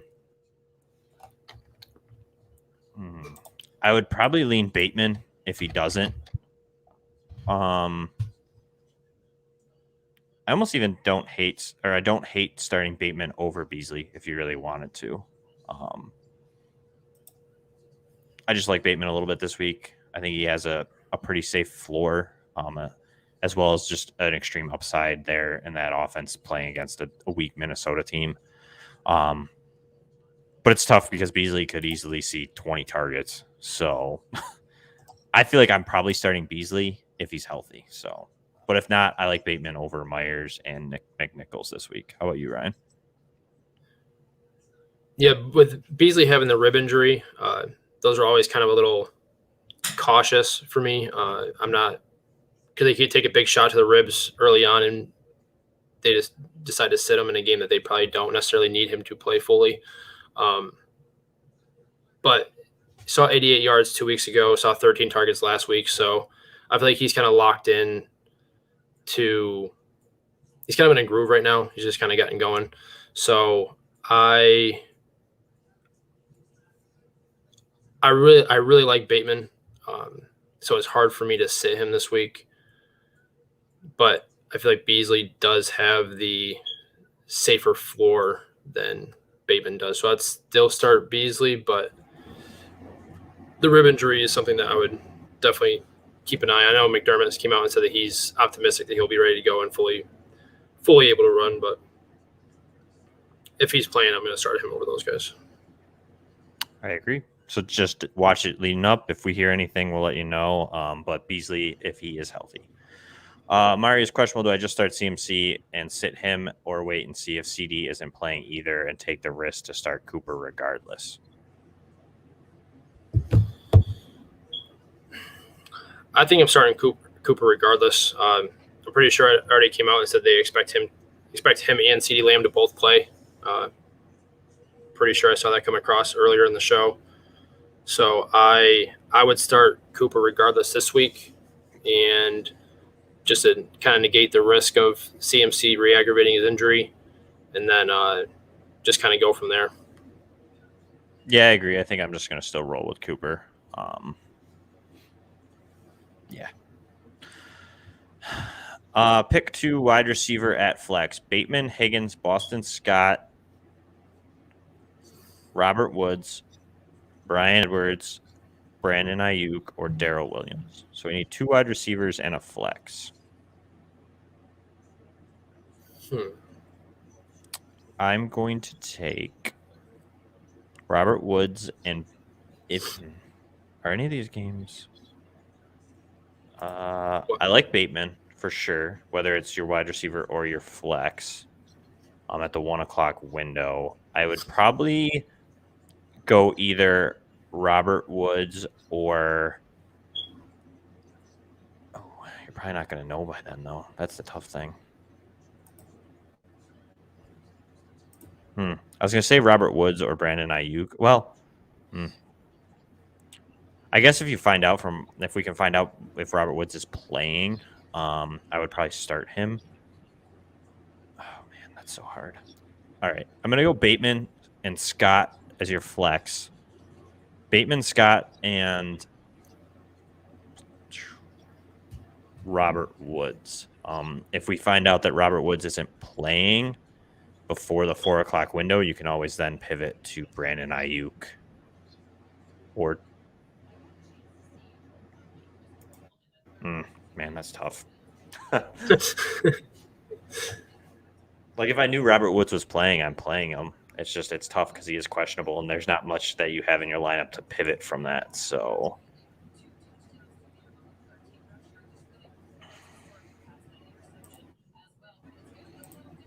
how about you, Ryan? Maybe you can shed some light for me here. Yeah, see, I get what you're saying about not being able to pivot anywhere. What I would do is I want to start Robert Woods in that matchup. So what I would personally do is I would see if Van Jefferson is available somewhere, and if you have somebody that you can drop for him, I would pick him up and be able to pivot from Robert Woods to Van Jefferson because I feel like he has a pretty large role if Robert Woods sits. So I would personally have Bateman, T. Higgins, and Robert Woods in my lineup. And then if I'm able to pick up Van Jefferson, then I would do that. If you can't pick up Van Jefferson and you're really worried about the Woods injury, I would play Boston Scott in my flex.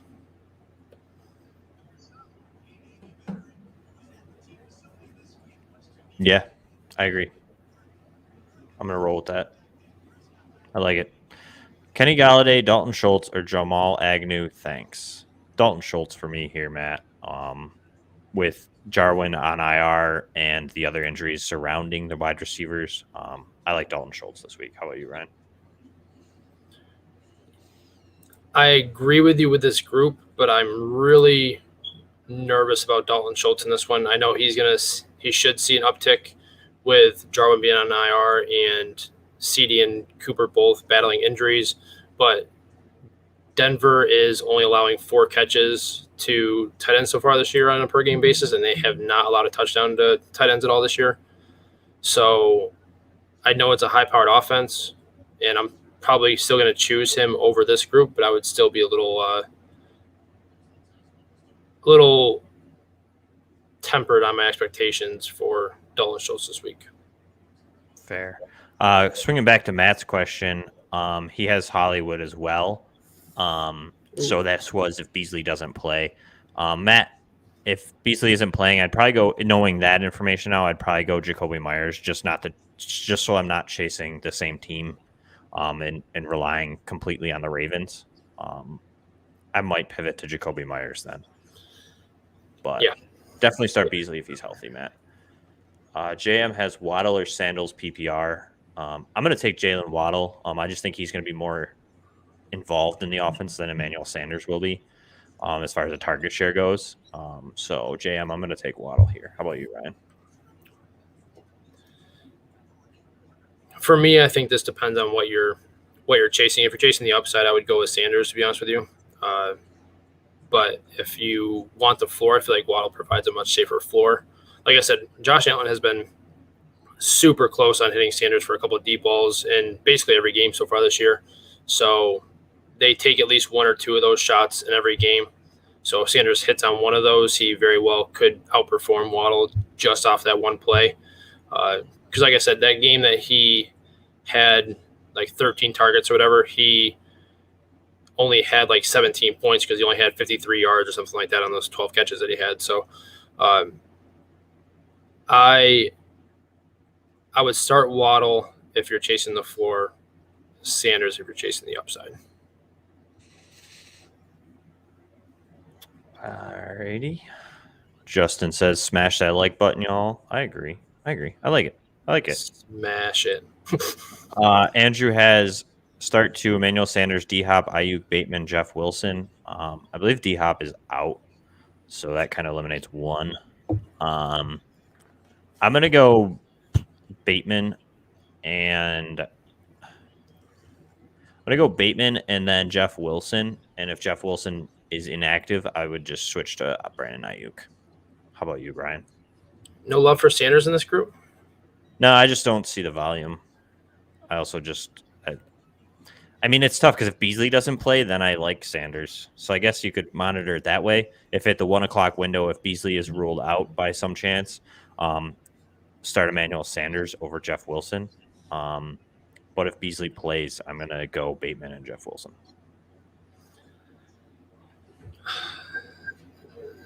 See, Wilson makes me so nervous just because I don't know what exactly he's going to do. I feel like I really do feel like he could provide value, but starting in that later game, that 4:25 game, you're going to know before the 4 o'clock window starts that who's all going to be inactive. And like I said, if guys like Trenton Cannon and other guys like that aren't active, I would expect Jeff Wilson to have a role, especially with Elijah Mitchell supposedly on a pitch count for this one. So, again, D-Hop's already out, so he hasn't been ruled out, but the training staff is not expecting him or Kyler to go. And if Debo plays, Kittle's back in the lineup, the team's starting to get healthy. I feel like I'd chase the matchup and go with Emmanuel Sanders and Bateman. All righty. And Niners obviously just makes me nervous, man. I just don't know what they're going to do with all these guys being back now, so I'm just kind of nervous about it. Fair. Beasley, Higgins, Landry, choose 2 for flex PPR. I'm going to go... I feel like it gets easy if Beasley's out, but I'm going to go Beasley and Higgins. Personally. How about you, Ryan?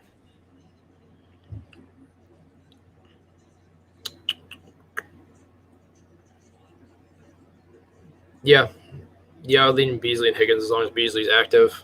I just feel like he's been on two good back-to-back weeks for him, so that he's been active. So I would lean that as long as he's playing.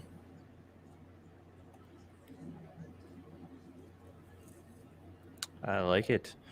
Jam has, what should we expect from Davante Adams? It's a very good question because I have him on a couple of teams, so I'm curious to see what Jeremy says about this. I mean, I still think he sees a decent workload. I think you're going to lose the deep ball explosiveness maybe, but he's a top-notch receiver. He's proven that he can be a dink and dunk type receiver in those mid to intermediate level throws, and I think that's what you'll see a lot of. I don't think you're going to get a 40-point week, but I think you'll see 20 points. You know what I mean? I fairly average Davante Adams game. I just don't expect like a explosion game. How about you, Ryan? You don't think so? No, I just don't. I think that they just kind of keep it a little bit easy for Jordan Love. They're not going to ask him to air it out too much, I don't think.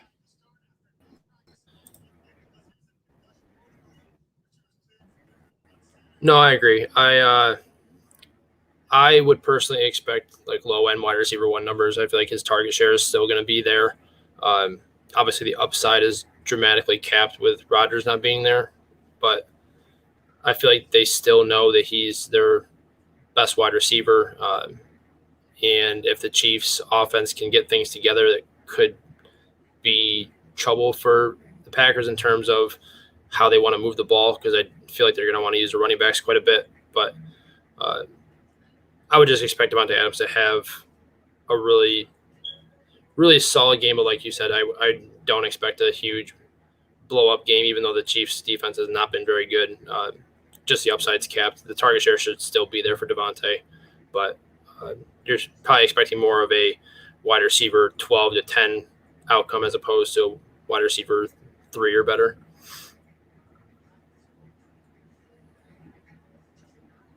I agree. That's kind of where I'm at with him. I'm not expecting him to win me my week. Let's put it that way. I'm expecting him to help me win my week, but I just don't think that he's going to give you that game-breaking, like week-winning type performance personally. So yeah, and that's fair. I did see. Oh, you already answered them on Twitter. Okay. So we had a couple questions on Twitter. I did answer some of them. We can talk about. Did I answer them? Oh, I did. I mean, see if you agree with what I did. But so Tony Pollard, Carlos Hyde, or Jeff Wilson. We'll talk about it. Tony Pollard, Carlos Hyde, or Jeff Wilson.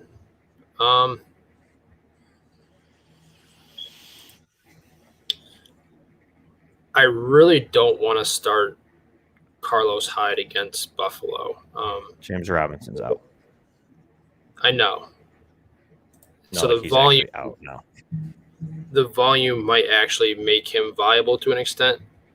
I'm just not sure I trust the Jacksonville offense that's really struggled throughout the year to make him much of anything. And I'm pretty sure, if I remember correctly, Buffalo's only allowing like 60 some yards a game to running backs or something like that.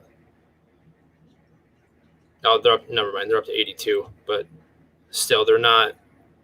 They're still allowing. They're still a top 6 defense in terms of running backs and PPR. So I just don't know, and I do expect Buffalo to get up big in this one. So I don't know if they'll give him enough run to make him viable. But I mean, all these guys are kind of hard to trust, right? And Tony Pollard was really good to begin the year, and they've kind of phased him out a little bit. And then Jeff Wilson coming back from injury, don't really know what to expect from him. So I guess if I had to choose one, I would take the more guaranteed workload of Carlos Hyde, but I don't love it. Really? See, I want Tony Pollard. I think that Tony Pollard, I know it's a tough Denver defense, but I just feel like Tony Pollard's a little bit more secured in his role, and I think they use both of them. So that's just kind of where I'm at, is Tony Pollard for me. Where's the other one? Sorry, I lost it. Oh, no, I lost it. There it is. Was Agnew, Jeremy McNichols, and Tyler Conklin.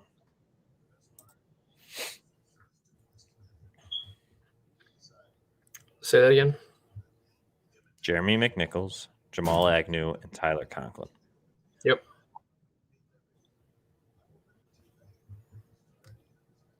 I actually really like Tyler Conklin this week, to be honest with you. Baltimore's the only team in the league giving up more than 20 points to PP and 20 points to tight ends so far this year. So it's purely matchup based. Like I said, they're the only team allowing 20 or more points per game to tight ends. And in the games that he has played, Conklin's seen at least 4 targets, number one of them. In those games, he's averaging just under 10 PPR points per game, which would be the tight end 12 among tight ends with at least 7 games played. So I think he has a pretty solid floor. I think he's pretty involved consistently. So I like the touchdown upside in a game that should be high scoring. So I would go Tyler Conklin there. Really? See, I like McNichols. McNichols based on the PPR and the fact that I just don't trust Tyler Conklin. I guess you trust him more than I do. I just don't. I think the upside's limited with Tyler Conklin, where I feel like the upside with McNichols could be actually pretty big this week, depending on game script and the usage of the running backs. If he gets a little bit more run on the ground, he's already seen most of the receiving work. So if he gets a little bit of the groundwork that Derrick Henry used to get, I am all in on Jeremy McNichols this week for that in that scenario. And I get that. I really do. But Conklin has been involved regardless of the game script. So we could see, we thought Kenny Gainwell was going to be the guy that saw the majority of the work when Miles Sanders went down, and he killed a lot of people's lineups because they expected him to have such high upside, and that it didn't work out. We just don't know how that running back room is going to look come the end of the day. So I like Jeremy McNichols this week, and I'm starting him in some places personally, but Conklin provides a pretty solid target share floor. And like I said, Baltimore's terrible against tight ends so far this year. So that's just kind of where I'm leaning with that. I got another one for you. Cortland Sutton or Rashad Bateman?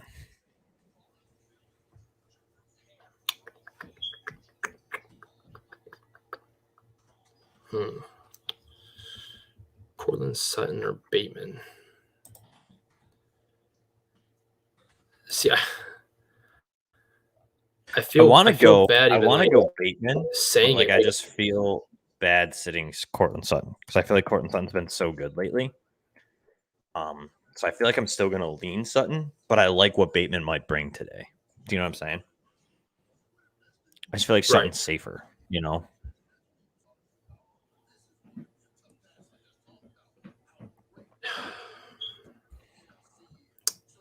I think as much as Bateman this week, I think I might lean Cortland Sutton. Just because I did see Bateman does have a groin injury. I wasn't really talking about it because it doesn't seem to be all that serious, but Sutton doesn't have that risk at all right now. So I'm going to go with Sutton just because he's just as talented, if not more talented than Bateman. And that offense is probably going to have to throw just as much, if not more, than Baltimore is. So I'm going to go with Sutton. Yeah, I agree. So Amari Cooper or Adam Thielen? I'll let you lead us off here. Oh, boy. I like Thielen here. I know we've been talking about Cooper quite a bit today. Does have that injury concern, and although the Vikings are playing the Ravens, their matchup's not as tough as it seems to be on paper, or just historically speaking, they've been giving up quite a few points to wide receivers so far this year. If I'm trying to think of, I saw some. Yeah, they're a bottom 5 defense since week 5 to wide receivers so far this year, and Thielen seems to be a preferred target for Kirk Cousins. So I'm going to take the touchdown upside of Adam Thielen and just kind of remove the risk of Amari Cooper and the injury.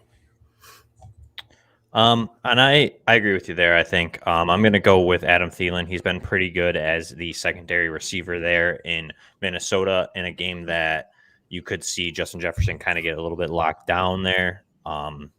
I like Thielen, especially because he sees a lot of the red zone targets. He's been scored. I think he scored a touchdown on last 3, right? If I remember correctly. So, yeah.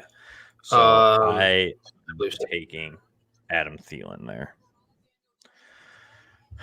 Darren Waller or Jacobs Raiders cash game.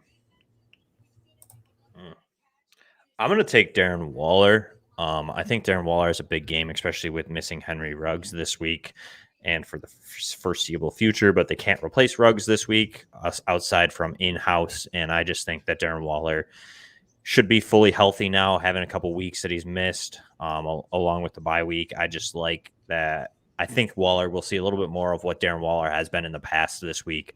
So I'm going to take Waller here. I expect him to have a big game against this Giants defense. How about you, Ryan? So surprisingly enough, Darren Waller's target share is dropping low. He's the most targets he's seen since week 1 when he saw 19 targets was 8 in week 5. So for some reason, they're not using him as often as they were before. But I still like his upside in this one. I would still lean Darren Waller as well.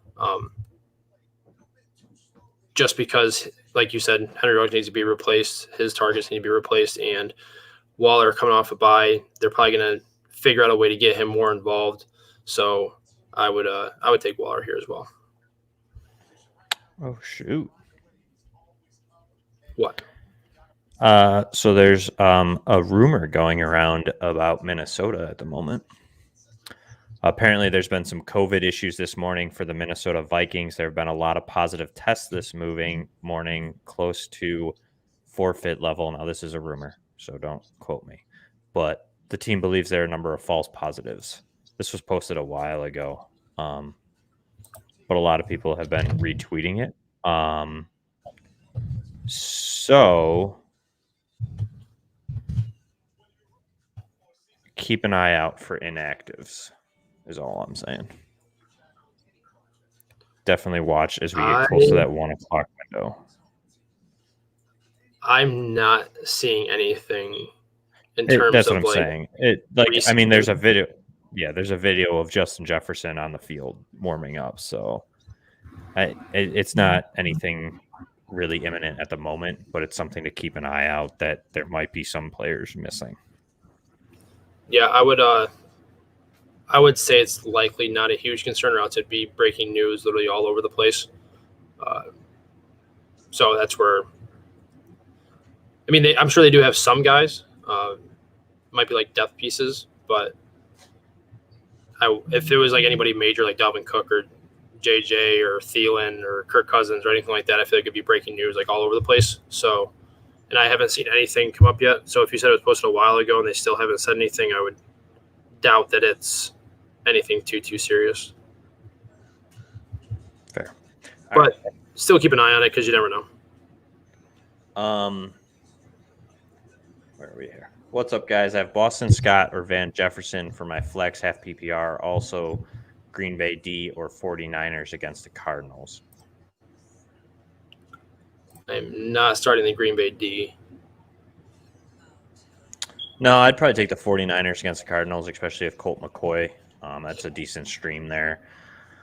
In flex, I'm going to take Van Jefferson. I think he could have a big play against a weak Tennessee defense, especially with Sean Jackson gone and Van Jefferson's kind of seen an uptick.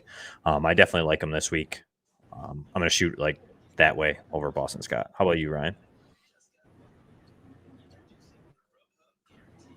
Yeah, I like Van Jefferson a lot this week. With the departure of Deshaun Jackson, with Deshaun Jackson being out, Van Jefferson should see quite a bit more of an every down role. His ADOT's relatively high at 14, and he receives 26% of their play action looks. So I expect a lot of that today as well. So I'm going to go Van Jefferson. I like the big play upside. Still kind of nervous about what Philadelphia is going to do with the running backs. For all we know, this could be 30 touches for Kenny Gainwell. I don't see that, but you just never really know. So I'm going to take Van Jefferson there, and I'm also taking the 49ers defense against the Cards, missing so many key playmakers. Like it. I need to win this week. I'm starting Edmonds over Cooper. Is that fine? Yeah, I like Chase Edmonds this week, especially with Colt McCoy. I think you're going to see a little bit more dump offs, a little bit more receiving work for Chase Edmonds. So I don't hate that, especially with Cooper's possible injury issues. I like it. How about you, Ryan? Yeah, I'm perfectly fine with that. Edmonds should, like you said, see some more dump offs from Colt McCoy, especially given the lack of D-Hop, no A.J. Green. Would not be surprised to see guys like Edmonds and Zach Ertz see an uptick in targets for this one. I like it. Davante Adams, Daryl Henderson, A.J. Brown, or Marquise Brown. Pick 2, 1 wide receiver spot, 1 flex. Oh, my goodness. I'm going to go Davante Adams and Daryl Henderson. It feels pretty easy for me. I understand the concern with Jordan Love, but I still think that they get Davante Adams readily involved in that offense, whether it's shorter passes versus deep ones. But then Daryl Henderson against Tennessee, I still like that matchup for him.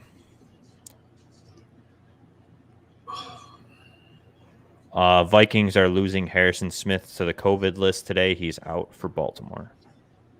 So there will be more inactives soon to come, I am sure, from Minnesota. So maybe it's on the defensive side we have to worry about it?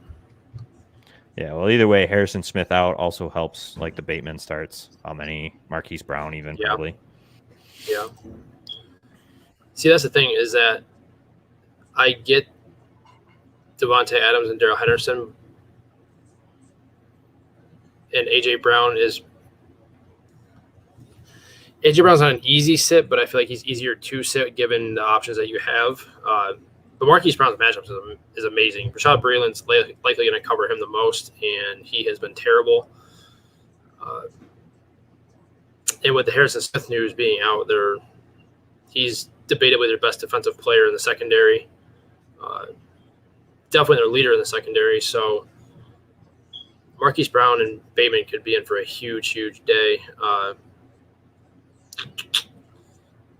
I'm still going to go with Davante and Daryl Henderson just because of their opportunity share shouldn't really move all that much. But man, Marquise Brown might be in for a big day if he can keep his hands on the ball.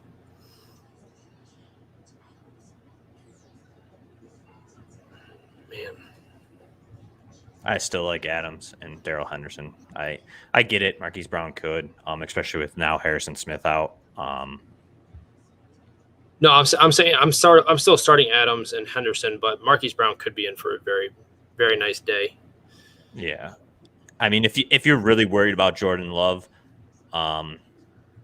then maybe start Marquise Brown because he still has his starting quarterback, and I think he has a big day. But I still feel like you got to start Davante Adams. And Daryl Henderson's too safe for me.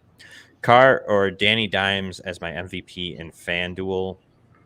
Jermaine, I like Derek Carr. I feel like he also might be a little bit less chosen over Danny Dimes. But how about you, Ryan?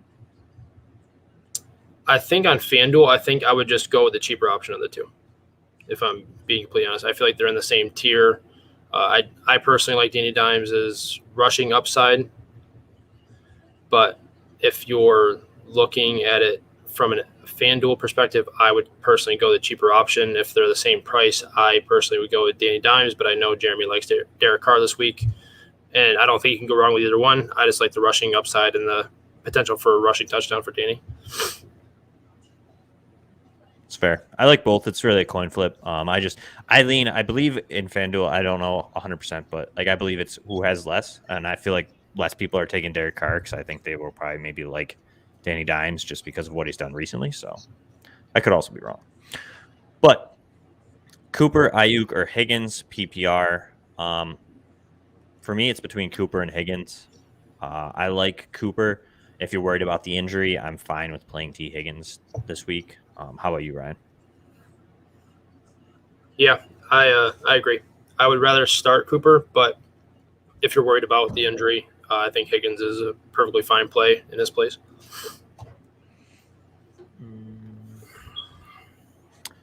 Shoot, I have Cousins with Murray out. I'll check on that. Thanks, guys. I've been looking to get some help from that offense. Just picked him up. Van Jefferson. Gesicki and play with Tua ruled out. Jermaine, the answer is yes, and more yeses. Brissett was really the guy who kind of started to really target Mark Gesicki. And as well as that, Devontae Parker being out is going to make Mike Gesicki even more viable. He could easily be the tight end one today, I think. Playing a Houston defense that's really bad to tight ends. So definitely for sure he's still in play. How about you, Ryan? Sorry. Almost skipped over that. I just got so amped. No, I completely agree. Gesicki saw 12, 6, and 7 targets in the 3 games that Jacoby was the full-blown starter. So, yeah, he's very much in play today with especially given the matchup. I'm still, like I said, I'm attacking that matchup as much as I possibly can. So he's very much in play for me. I like it. Beasley, Khalil, Herbert, or Jerry, Judy, full PPR. Keep an eye on inactives. I believe Beasley is playing. I know it's a rib injury. But I'm going Beasley. If he is inactive, I'm going to pivot to Jerry, Judy. I like both of them. I think they both have good weeks. Khalil Herbert, I'm just worried with David Montgomery most likely coming back that he could have zero work. I highly doubt it's going to be completely zero, but they do like David Montgomery, and David Montgomery has been very effective in that offense this year.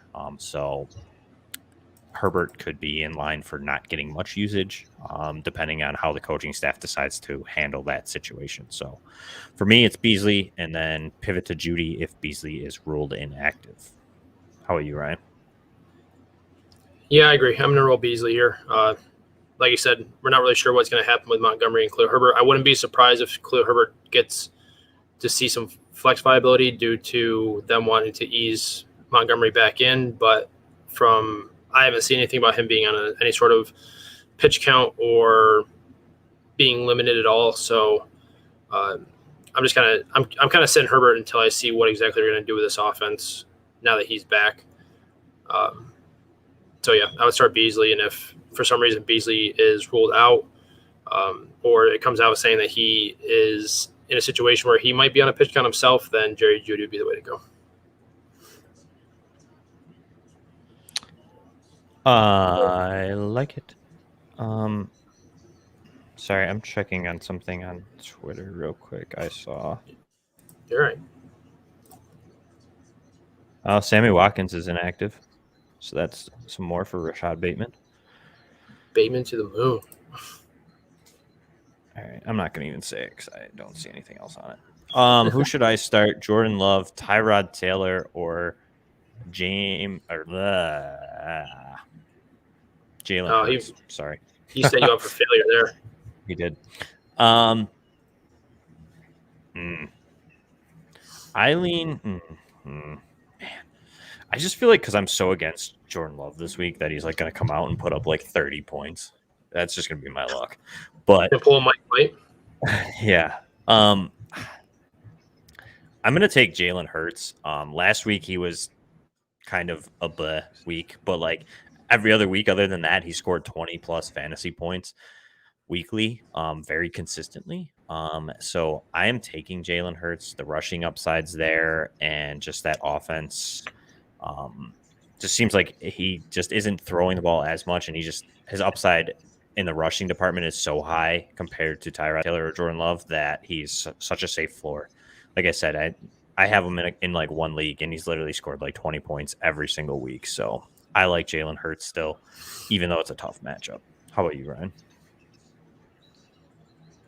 Yeah, I agree. Tough matchup, but the rushing floor definitely keeps him safe. He's got 15 touchdowns over the first 7 weeks of the season. Last week he didn't score any, but he only threw the ball like 14 times, and I think he ran the ball like 7 times. He got you 71 yards. So his lowest rushing total in the year is 30 yards, and he had 2 rushing touchdowns in that game. So his rushing floor keeps him very, very safe.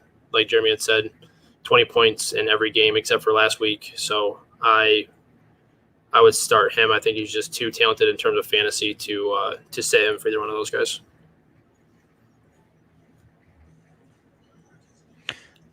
I like it. Any Kittle love today?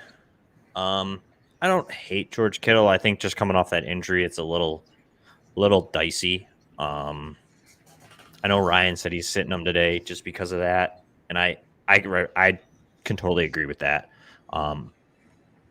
I just feel like I'm kind of sitting him. I want to see what it is. If Debo is inactive, I would really think about it, depending on who else I have at a tight end, Jermaine. But I'm not expecting a big game from George Kittle. How about you, Ryan? Yeah, that's kind of where I'm at. I have Kittle and Gesicki in a league, and I'm starting Gesicki over Kittle today.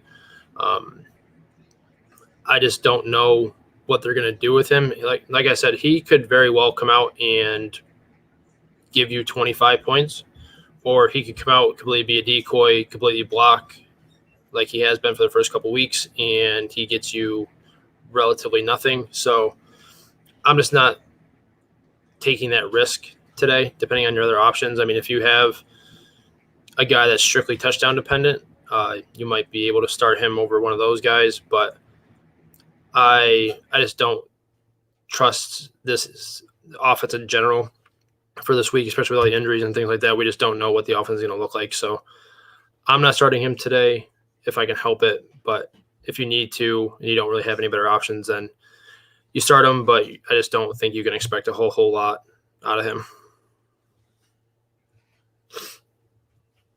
I agree.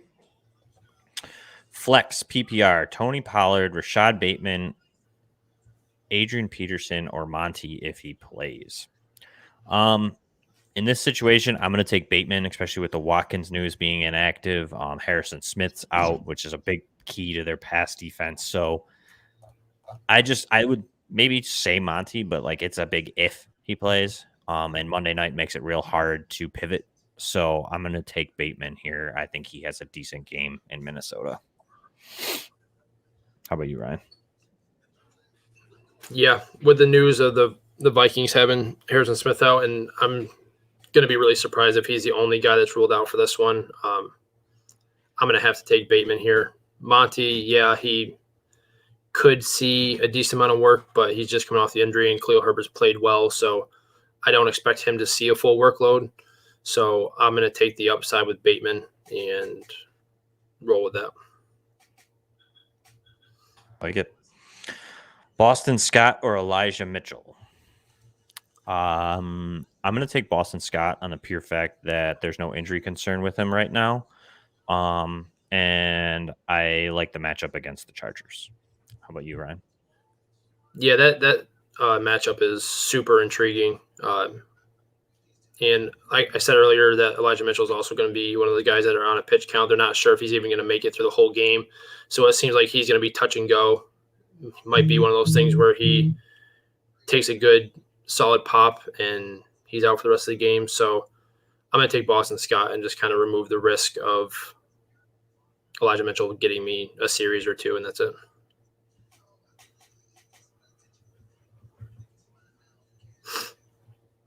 Okay, so now. Oh. What? Okay. What do you think?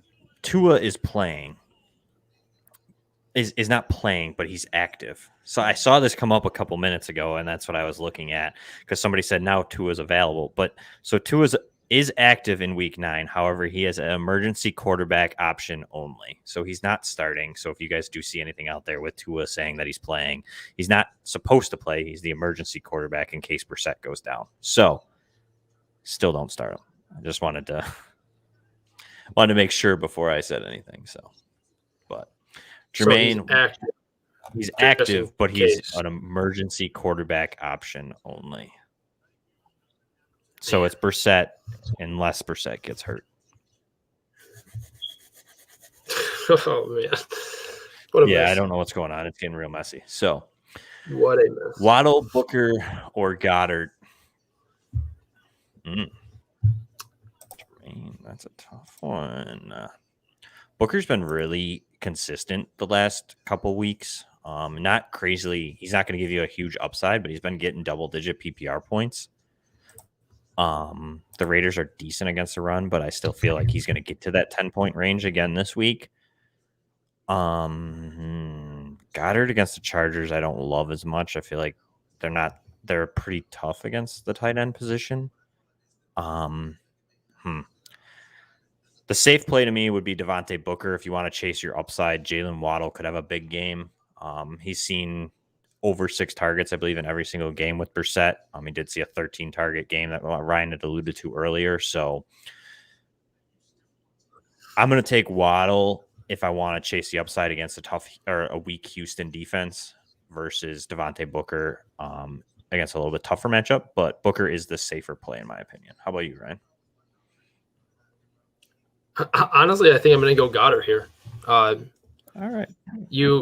You said that they were tougher against tight ends, and they are actually bottom 5 in terms of PPR points allowed to tight ends since week 5. They've been pretty susceptible to tight ends. They're averaging almost 20 points per game to tight ends. So I'm going to roll with Goddard here. I feel like their secondary, their cornerbacks are strong enough to keep Devontae Smith and company in check, but I feel like Goddard is super, super talented, and he's going to be targeted enough to where he can be viable. He hasn't scored a touchdown in a couple games. I feel like that changes today. He's saw 7 targets last week for 72 yards, just didn't score, so it kind of hurt his upside, but nobody scored from the passing attack in Philadelphia last week. So I'm going to go with Goddard. I really like the upside. I like the matchup in terms of what they've done so far. My second choice would be Waddle because I think Brissett likes him, and I feel like he is targeted a ton when he's there. But I like the upside of Goddard because I feel like he's going to have to be targeted a lot in order for them to move the ball in a high-scoring game against the Chargers. That's fair. I was misguided with my tight end take there. I apologize. Cousins or Tannehill? Justin's going to agree with me, so I'm going to pop this up here. I go with Cousins. How about you, Ryan? Yeah, I'm going Cousins as well. All righty. Landry or Claypool? Getting a lot of Landry questions today. I feel like it becomes way more interesting without Odell Beckham because everybody's like, oh, all these targets, which is very true. So I'm going to take Landry here. I just think he just sees more PBR upside, more targets than Claypool will this week. Yeah, I like Landry a lot. I was looking on SC Pros yesterday, and they had a pretty interesting stat that he's running 2.25 yards per route for the season, and he's seen a 32% target he's seen a target on 32% of his routes in each game that he's played. So when he's out there, he's running routes and he's being targeted often. So I would go with him. Like I said before, Claypool is still competing with guys like Deontay Johnson and Najee and Pat Freiermuth in that passing game. Landry is basically it for them outside of like Njoku or Donovan Peoples-Jones, who I like as a sleeper this week.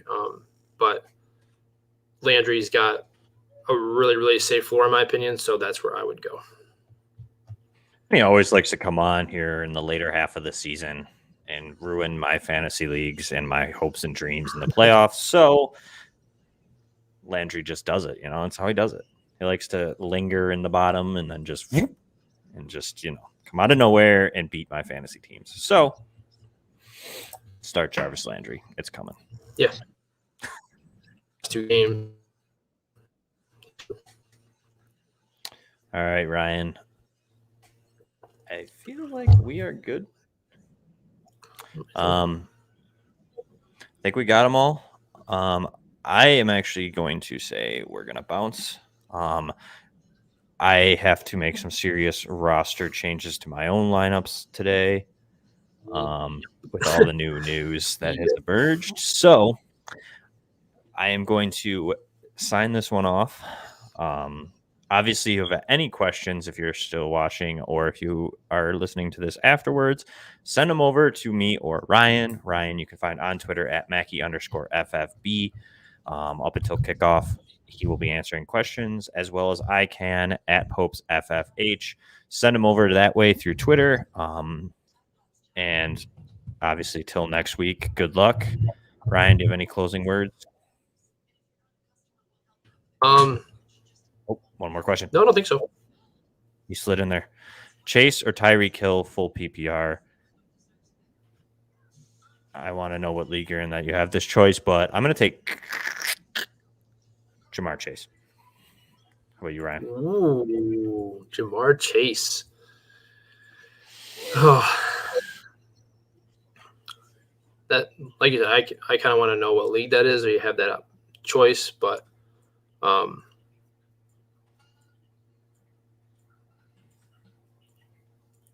yeah, give me Chase. I like it. All right, Ryan. Any other closing words? No, sir. Yeah, to send over any starts with questions. I will be online for the next hour and 10 minutes or so looking at that in my own lineup. So feel free to send them over at Mackey_FFB. Sounds good. Hopefully our guidance has helped you. Good luck. Hopefully everybody gets those W's. Unfortunately, I know I will not be, as my teams are just bad. So I'm here to help you. Have a good week, guys, and see you next week. Good luck, guys.